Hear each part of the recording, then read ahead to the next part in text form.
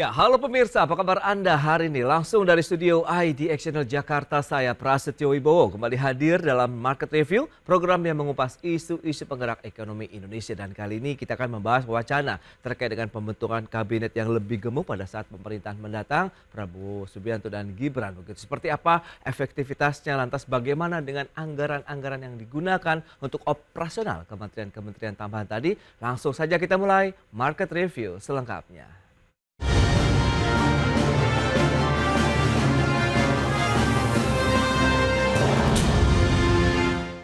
Ya, di tengah isu kabinet gendut pemerintahan Prabowo Gibran, Ketua Harian DPP Partai Gerindra Sufmi Dasko Ahmad memastikan bahwa jumlah kementerian dalam pemerintahan Prabowo Gibran masih belum pasti.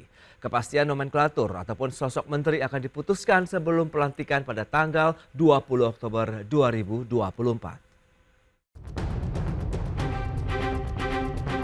Di tengah isu kabinet gendut pemerintahan Prabowo Gibran, Ketua Harian DPP Partai Gerindra yang juga Wakil Ketua DPR RI Sufmi Dasko Ahmad memastikan jumlah kementerian dalam pemerintahan Prabowo Gibran masih belum pasti.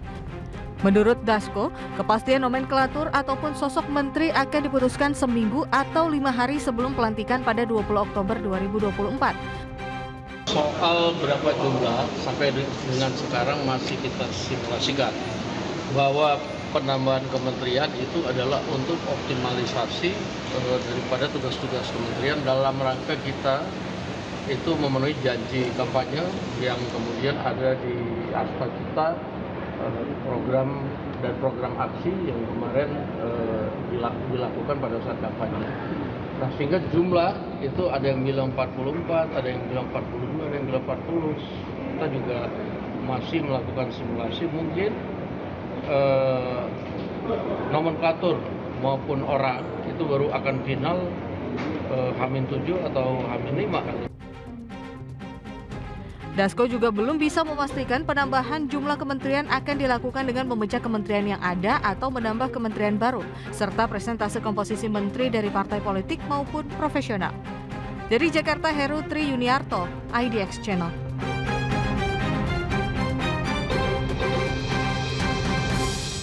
Baik, berikutnya kami sampaikan data nih terkait dengan perbandingan kabinet pasca Orba. Kita lihat seperti apa beberapa perbandingannya. Kita lihat yang pertama, ini ada kabinet dari Presiden B.J. Habibie. Ini reformasi pembangunan, ada 39 kementerian ya, seperti yang bisa Anda saksikan begitu ya, perbandingan kabinet pasca Orde Baru. Kemudian kabinet dari Presiden almarhum Abdurrahman Wahid itu dengan tagline-nya Persatuan Nasional, ada 37 kabinet. Kemudian Kabinet Megawati Soekarno Putri 33 kementerian, kemudian Presiden SBY 36 kementerian.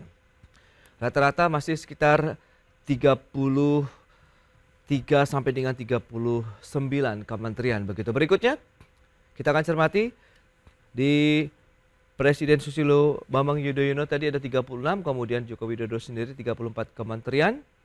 Dan ini masih berlanjut sampai saat ini, dan ada wacana Presiden terpilih Prabowo Subianto akan membentuk lebih dari 40 kementerian. Meskipun tadi sudah disampaikan ini masih terus digodok begitu ya, untuk bisa melancarkan kemudian mengoptimalisasi program-program ataupun kebijakan pemerintah baru mendatang begitu.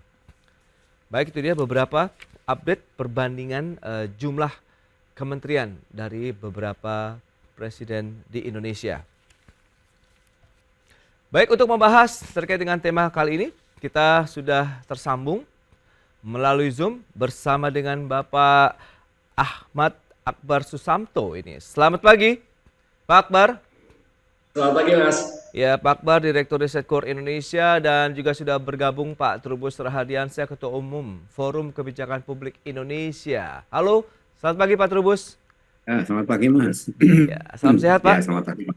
Ya, sehat, alhamdulillah. Sehat Baik, selalu. terima kasih atas waktu yang disempatkan. Langsung saja kita akan review nih Pak Trubus dari kacamata Forum Kebijakan Publik Indonesia terkait dengan wacana pembentukan kabinet yang lebih gemuk lagi pada saat nanti Presiden terpilih Prabowo Subianto dilantik. Silakan.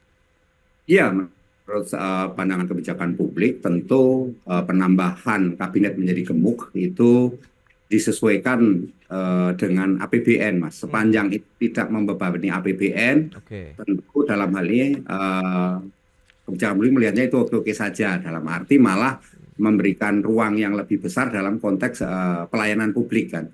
Jadi dengan adanya banyak kementerian dan lembaga, misalnya sampai 44 nantinya itu, maka akan fokus kepada pelayanan publiknya yang lebih prioritas, kira-kira seperti itu, Mas.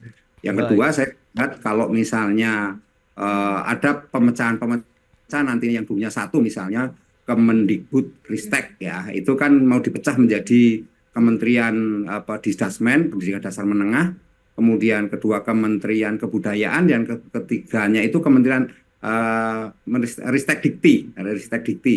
Itu kan berarti tiga, berarti akan menjadi tiga ini. Nah, sepanjang ini tidak mengganggu APBN dan itu fokus kepada masing-masing ini bidangnya pelayanan lebih baik, ya itu yang kita harapkan, dalam arti bahwa publik melihat itu yang terbaik, misalnya kaitan dengan dasar dan menengah, pendidikan untuk anak 9 tahun, kemudian atau kaitannya dengan pendidikan di anak di 3T, ya wilayah terluar, terdepan, dan terisolasi tertangani dengan baik, termasuk juga guru, dan termasuk guru honorer yang kemudian mendapat perhatian. Nah, ini juga termasuk dalam hal Kemendikbud ya, untuk pendidikan tinggi Ristek Dikti juga banyak perguruan tinggi yang selama ini swasta, dan PTN itu lebih banyak swastanya, tetapi anggaran untuk PTN jauh lebih besar, Mas, daripada PTS sendiri. Padahal PTS misalnya Muhammadiyah itu mempunyai sekolah itu sekitar 170-an lebih itu, Mas. Tetapi pemerintah negara PTN hanya punya 180-an, Mas, kira-kira seperti itu. Tapi anggarannya lebih besar negara PTN-nya. Jadi ini mahal, menurut saya lebih dibenahi ke sana, persoalan di sana, Mas. Oke, akan lebih fokus begitu ya, berarti Pak Trubus ya. Oke. Ya, lebih fokus, Mas, kira seperti itu. Dan ada lagi kementerian lain, misalnya untuk PUPR itu akan dipecah dari Kementerian PU dan Perumahan Rakyat. Nah, ini otomatis fokus terhadap pengembangan perumahan rakyat yang dibutuhkan sangat banyak saat ini oleh publik, terutama perumahan rumah murah lah ya setidaknya. Nah, itu akan dapat terwujud. Jadi harapannya seperti itu, dan publik akan mendapatkan rumah yang lebih baik. Dan dalam hal ini juga PU infrastruktur juga lebih fokus kepada infrastruktur yang terkait dengan tidak hanya PSN ya, proyek strategis nasional, tapi juga infrastruktur yang ada di pusat daerah, khususnya di kabupaten kota, itu bisa terjangkau secara baik. Nah, ada juga kementerian lain yang nanti juga akan dipisahkan juga, misalnya Kementerian Keuangan itu akan dirubah menjadi ada Kementerian Penerimaan negara itu, Mas, nanti seperti itu. Ya, itu juga ini akan ada Kementerian Cukai, kaitannya dengan Badan Bea Cukai dan sebagainya, itu akan dijadikan satu, misalnya seperti itu juga bagus, Mas, dalam arti semuanya nanti sangat tergantung kepada Presiden tentu, tetapi persoalan bagi publik adalah bagaimana pelayanan, dan yang kedua jangan sampai tumpang tindih kebijakan, Mas. Baik. Itu yang penting, karena kita selama ini misalnya urusan pangan itu ditangani oleh 3 lembaga, 4 malahan sekarang, misalnya Kementerian Pertanian, Kementerian Bulog, Badan Bulog, kemudian Badan Pangan Nasional, dan yang ketiga ada lagi yang keempat ini namanya Badan Gizi Nasional. Nah, ini kan ngurusi pangan semua, Mas. Jadi bagaimana nanti kan nggak tumpang tindih kebijakan, itu yang diharapkan seperti itu, Mas. Baik, tidak tumpang tindih kebijakan, begitu yang digarisbawahi oleh Pak Trubus, kemudian tidak membebani APBN. Baik, langsung saja kita nih ke Mas Akbar Susamto, Direktur Riset Core Indonesia. Lantas bagaimana dari sisi ekonomi melihat bahwa penambahan dari jumlah kementerian, meskipun tadi kalau misalnya dari kacamata Pak Trubus ada beberapa kementerian yang dipecah begitu, sehingga lebih fokus, ada Kementerian PU kemudian menjadi Perumahan, kemudian Kemendikbud juga dipecah lagi, ada juga Kementerian Keuangan akan dipecah, meskipun ini juga masih bahan diskusi publik juga begitu sejauh ini. Silakan Mas Akbar.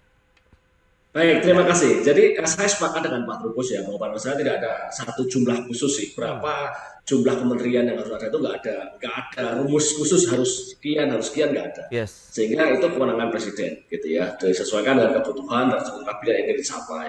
Nah, tapi memang harus ada beberapa hal yang harus diperhatikan. Pertama, bahwa tadi penambahan jumlah kementerian misalnya itu memang bisa mengakomodir kebutuhan-kebutuhan yang lebih spesifik, gitu ya, menjawab tantangan baru yang lebih spesifik, itu oke, gitu ya. Lalu, tapi tentu saja ada problemnya. Problemnya adalah, gitu ya, koordinasi mungkin lebih rumit, efektivitas pengambilan kebijakan mungkin lebih rumit, gitu. Dan yang tadi betul bahwa dari anggaran mungkin akan lebih memberatkan. Bayangkan ya, dalam tradisi kita itu seorang menteri bukan sekedar gaji menteri ya, bukan gaji menteri, bukan cuma sekedar tunjangan menteri, tapi nanti pasti akan ada pejabat-pejabat di bawahnya, termasuk misalnya nih hal-hal yang kecil-kecil yang terkait dengan fasilitas yang mereka dapatkan, termasuk petugas pengawal menteri, macam-macam itu yang saya kira akan menambah beban anggaran negara. Yang itu harus jadi perhatian betul gitu ya. Nah, yang tapi di luar itu semua saya kira ya di luar pembengkakan anggaran, hampir pasti itu membengkak itu, hampir pasti. Tapi hal lain yang juga harus diperhatikan adalah gini, meskipun tidak ada rumus baku berapa jumlah kementerian, kecenderungannya yang sekarang terjadi adalah penambahan kementerian ini lebih pada akomodir kepentingan dari orang-orang yang pengen jadi menteri atau kelompok-kelompok pengen jadi menteri yang menguasai kementerian. Nah, saya kira yang harus diperhatikan. Jadi supaya semua happy, semua senang, lalu tambah aja kementeriannya. Jadi kan menterinya banyak gitu. Setiap partai misalnya dapat banyak-banyak, atau misalnya dari kelompok-kelompok tertentu dapat banyak gitu. Itu saya kira itu yang harus diperhatikan, dan kalau itu motivasinya, kalau nggak hati-hati, saya kira akan lebih banyak memberatkannya daripada hal positifnya. Itu dia, perlu memang kajian yang mendalam begitu, apalagi Presiden terpilih Prabowo akan membentuk second kabinet begitu yang akan dilantik begitu, nanti akan diberikan kepada masyarakat informasi di mana kita tahu second kabinet ini susunan menteri yang berasal dari kalangan ahli dan bukan representasi dari partai politik begitu. Kita akan bahas nanti di segmen berikutnya pemirsa, kita akan jeda dulu sebentar, pastikan Anda masih bersama kami.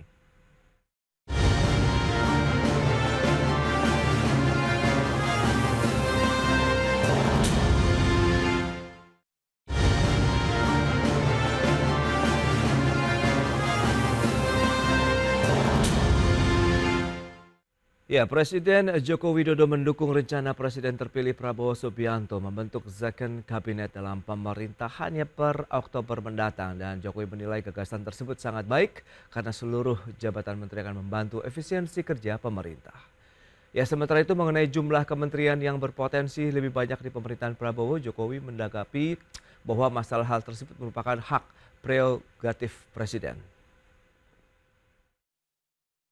Bagus sekali, artinya memang kabinet yang bekerja, kabinet yang setelah dilantik nanti segera bergerak bekerja dan tidak menghabiskan waktu untuk hal yang tidak perlu. Saya kira bagus sekali, dan kabinet sangat bagus sekali. Tapi Pak, jumlahnya kan akan lebih banyak Pak dibandingkan itu hak prerogatif. Baik, kita akan lanjutkan kembali perbincangan bersama dengan Mas Ahmad Akbar Susamto, KOR Indonesia, kemudian Pak Trubus Rahadiansah, Ketua Umum Forum Kebijakan Publik Indonesia. Baik, Mas Akbar, Anda melihat bagaimana dengan beberapa hal tadi yang sudah disampaikan bahwa pemerintah saat ini mendukung begitu ya dengan rencana pembentukan second kabinet. Anda review seperti apa? Seberapa profesionalnya nanti begitu sosok-sosok yang akan menduduki jabatan itu? Pertama, jargon second kabinet itu kan adalah jargon yang rutin ya, selalu muncul setiap kali menjelang masa pembentukan kabinet gitu ya. Ya tentu saja ya kita berharap itu benar-benar terjadi ya. Siapapun yang dipilih adalah orang yang memang profesional, yang memahami persoalan dan mampu melaksanakan tugas dengan baik. Nah, tentang pernyataan Presiden Jokowi untuk mendukung second kabinet, saya kira wajar saja. Wajar dari sisi bahwa beliau kan presiden yang kemudian selama ini juga menggaung-gaungkan semangat untuk keberlanjutan ya. Saya kira beliau sebagai politisi nggak mungkin mengatakan oh nggak setuju kan gitu kan. Itu sudah zaman yang standar gitu ya. Oke, tapi melihat potensinya ke depan seperti apa? Profesional-profesional akan menduduki jabatan mungkin kementerian yang kalau misalnya Pak Trubus tadi sampaikan dipecah begitu sehingga akan lebih fokus.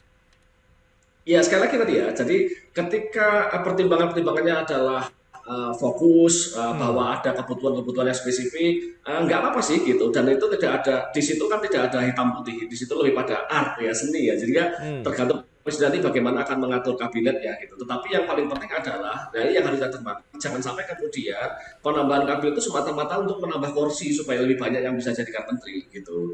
Termasuk juga nanti lebih banyak yang jadikan jadi wakil menteri dan sebagainya gitu. Saya kira itu yang harus menjadi perhatian karena itu akan membebani masyarakat kalau hanya itu pertimbangannya. Ya itu dia, menarik tanggapan Pak Trubus bagaimana nih? Baru saja statement sudah disampaikan begitu KOR Indonesia. Jangan sampai nanti memang akhirnya ya kesannya bagi-bagi lagi begitu nih. Silakan Pak Trubus.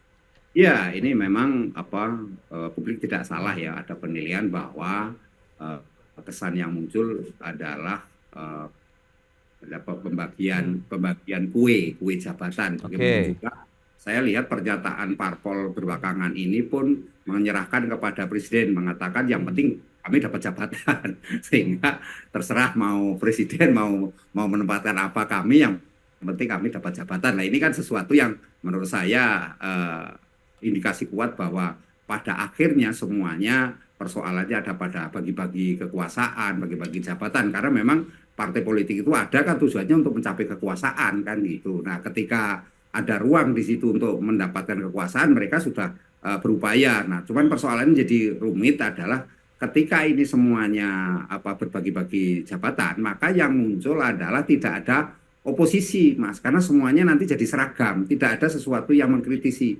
Sebuah bangsa akan maju ketika di mana masyarakatnya itu terjadi semacam demokrasi yang di mana saling berbeda pendapat kan. Dari berbeda pendapat itu kemudian ada nilai-nilai kebaikan di sana, ada public civility setidaknya, sehingga di situ kemudian ada nilai yang dipetik sebagai sebuah kemanfaatan untuk publik. Akan tetapi kemudian kalau ini semuanya seragam, semua istilahnya amin gitu ya. Itu yang jadi maka kemudian tidak ada mengkritisi. Nah, ini yang mengkritisi berarti dunia ini dunia kalangan akademisi. Nah, saya khawatir juga ini kalau kemudian bagi-bagi kekuasaan ini juga dimaknai sebagai cara akomodasi ya, secara akomodatif lah gitu ya, pemerintah menempatkan itu bagian dari partisipasi publik katanya. Lah ini yang bahaya di situ karena apa? Karena dianggap bahwa parpol itu adalah yang mewakili mereka yang berjuang selama ini, sehingga mereka pantas mendapatkan kue lah. Padahal kalau dalam pengertian konteks Zakon kabinet tadi yang disinggung oleh Mas Akbar, saya melihat itu adalah konteksnya adalah para profesi dalam pengertian yang betul-betul mengetahui tentang bidang yang ditangani. Setidaknya kan itu ada kaum teknokrat, akademisi maupun ini kan artinya orang-orang yang ya setidaknya memahami bagaimana dinamika masyarakat dan hubungannya dengan ini pemerintah. Kalau tidak ya yang terjadi seperti elitis, Mas. Nah, kalau elitis kebijakannya, maka yang terjadi masyarakat seperti dipaksakan, masyarakat hanya menerima segala sesuatu yang sifatnya itu apa adanya atau serba jadilah kira-kira seperti itu. Jadi meskipun belakangan pemerintah kan selalu mewacanakan hal-hal yang kebijakannya sifatnya elitis, Mas, memaksa. Jadi itu yang membuat masyarakat kadang-kadang sedikit gemas dan belakangan juga marah juga gitu ya. Dari kegemasan itu akhirnya marah. Nah, ini yang menurut saya jangan sampai terulang kembali di mana kemudian pemerintah nantinya itu tidak memberikan ruang kepada masyarakat publik untuk berpartisipasi dalam pengertian yang seutuhnya. Yang ketiga menurut saya pandangan yang paling penting adalah kaitannya dengan bagi-bagi kue ini adalah bagaimanapun juga Indonesia ini sangat dinamis, Bhinneka Tunggal Ika, sehingga ini mencakup wilayah-wilayah, Mas. Ada 38 provinsi setidaknya. Lah ini kan harus juga dipikirkan bagaimana perwakilan-perwakilan dari daerah. Jangan semuanya nanti semuanya dikuasai oleh satu wilayah tertentu, daerah tertentu. Nah, ini kan kekhawatiran kan seperti itu. Contohlah selama ini orang mengatakan semuanya orang Jawa semua. Nah, itu kan juga kesan-kesan seperti itu kan enggak pada tempatnya. Nah, bagaimana juga masyarakat kita yang ada di Papua, Indonesia Timur dan sebagainya itu juga mendapatkan tempat, Mas. Sehingga ada perwakilan-perwakilan di situ. Jadi dalam hal ini perhitungan-perhitungan tentu semuanya Presiden mempertimbangkan mengkaji mendalam, tetapi ingat bahwa Indonesia adalah negara yang majemuk, sehingga perwakilan dari daerah masing-masing itu sangat penting, Mas. Itu penting bersama. Ya, mungkin akan membentuk namanya ya Kabinet Nusantara mungkin ya kalau kita lihat dengan beragam perwakilan dari Sabang sampai Merauke. Kita kan lihat begitu, ada 4 dari 44 kementerian begitu dari wacananya, 6-nya adalah kementerian koordinator begitu, ada tambahan sekitar 2. Nah, seperti apa efektivitas dari kementerian koordinator ini kita akan bahas lagi di segmen berikutnya. Kita akan jeda sebentar dan pemirsa, kami akan segera kembali usai pariwara berikut ini.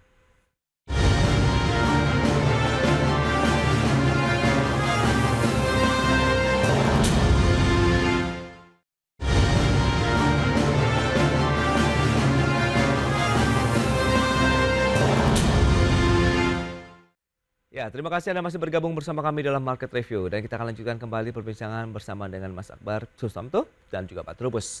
Ya, Mas Akbar, ini ada 44 kementerian, 6 adalah kementerian koordinator, berarti ada tambahan 2 lagi nih dibandingkan dengan pemerintahan saat ini. Apa yang bisa kita cermati seberapa besar nanti kemampuan, kapasitas, begitu kapabilitas dan lain sebagainya untuk bisa mengorkestrasi kementerian-kementerian yang ada apabila nanti potensinya bertambah sampai dengan 44 kementerian.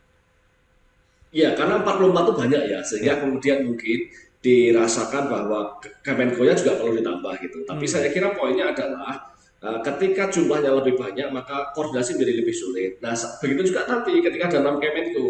Karena ketika tadinya misalnya nih ada sekian, 10, 11 kementerian dalam satu Menko, maka koordinasinya kan satu. Tapi begitu dipecah jadi dua, kan berarti punya koordinatornya dua, gitu ya. Jadi di situ akan menambah kerumitan tertentu yang harus diperhatikan, gitu. Tetapi mungkin juga ini tidak lepas dari profil presiden wakil presiden kita. Kita tahu dalam sepanjang sejarahnya ada presiden wakil presiden yang sangat aktif, tapi ada juga masa-masa di mana kurang aktif. Nah, besok mungkin Pak Prabowo mungkin cukup aktif, tapi wakil presiden mungkin tidak, misalnya gitu kan. Itu kan juga menjadi pertimbangan kan, kenapa perlu ada Kemenko yang berubah-ubah jumlahnya. Tapi prinsipnya adalah Kemenko yang lebih banyak itu bisa jadi mungkin bisa mempererat koordinasi di bawah satu Kemenko-nya, tetapi bisa memperlemah koordinasi antar Kemenko.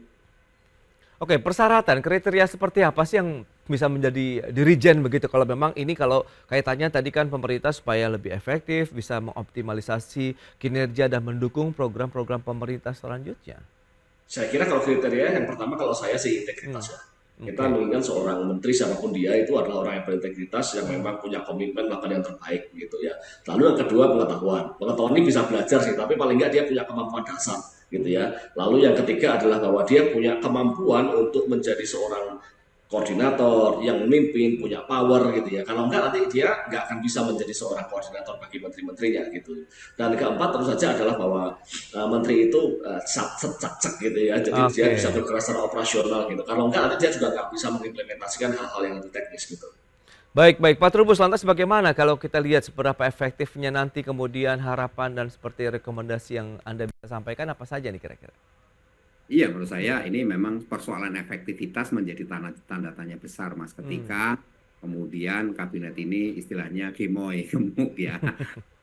Karena memang tadi sampaikan Mas Sabar ini koordinasi antar Menko saja nanti akan rumit karena apa? Karena masing-masing tentu menjadi penyakit kita, Mas. Itu penyakit sejak Indonesia merdeka, kementerian lembaga kita itu ego sektoral. Nah, ini menjadi problem di mana kemudian seringkali kementerian satu dengan kementerian lain ego, kemudian di situ muncul ini semacam pencitraan. Mereka membangun, apalagi kalau mereka kebetulan dari latar belakangnya parpol. Nah, ini sering dengan menggunakan gaya parpolnya itu seolah-olah ini menjadi hal yang lebih unggul dari parpol yang lain. Nah, ini yang menunjukkan memang kemudian perlu tentu nanti Presiden membuat ukuran-ukuran. Yang penting itu kalau di era Pak SBY dulu ada namanya OKUKP, saya lupa Pak Mangku, Broto itu pernah jadi itu. Jadi orang menilai kementerian mana yang kategori rapot merah, rapot hijau, rapot kuning, itu ada ininya. Nah, ini saya rasa di era Pak Jokowi nggak ada, ini sekap tidak berfungsi ya dalam memberikan penilaian kepada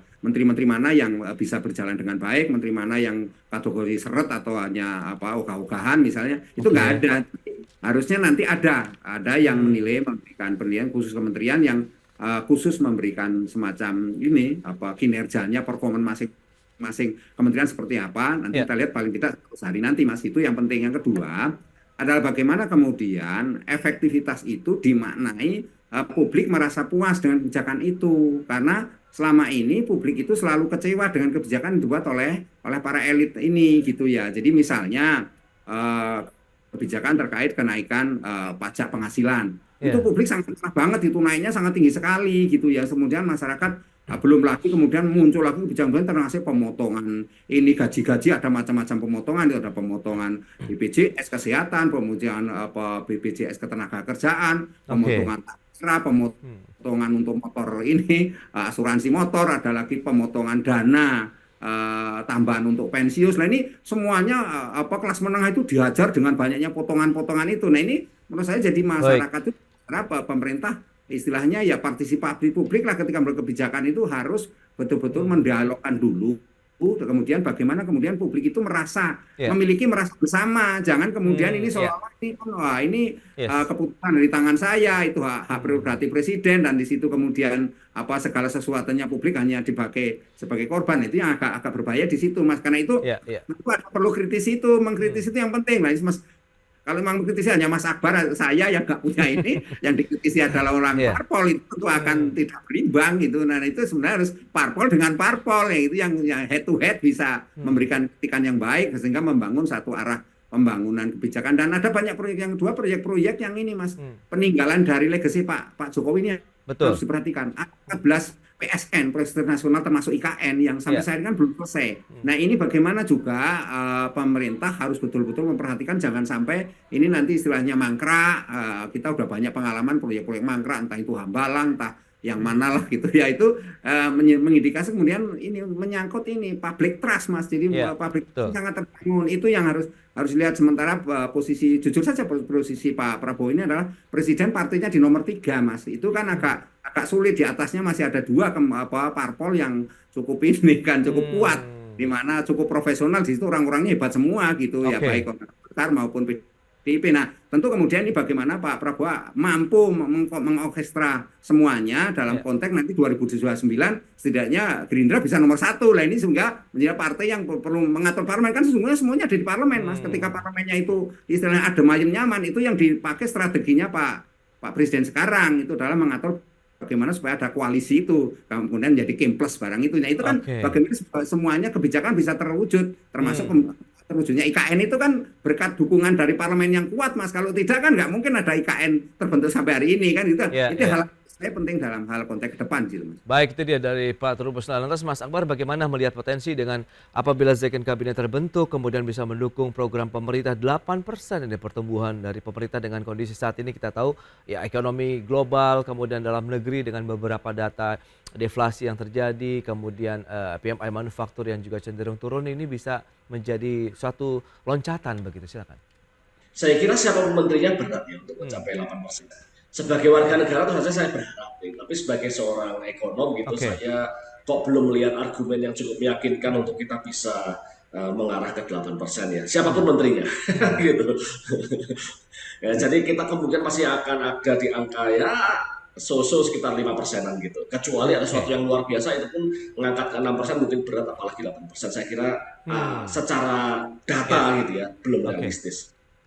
Baik, itu dia beberapa tantangan yang masih dihadapi pemerintah berikutnya. Meskipun tadi ada wacana untuk bisa menambah lagi jumlah kementerian sehingga akan lebih fokus untuk bisa mendukung optimalisasi begitu ya kinerja pemerintah berikutnya. Baik, Pak Trubus, Mas Akbar, terima kasih banyak atas waktu, sharing dan juga informasi yang sudah disampaikan kepada pemirsa pada hari ini. Selamat melanjutkan aktivitas Anda kembali. Salam sehat, Pak. Terima kasih. Salam sehat, selamat Ya. pagi, terima kasih. Ya, Mas Akbar, terima kasih.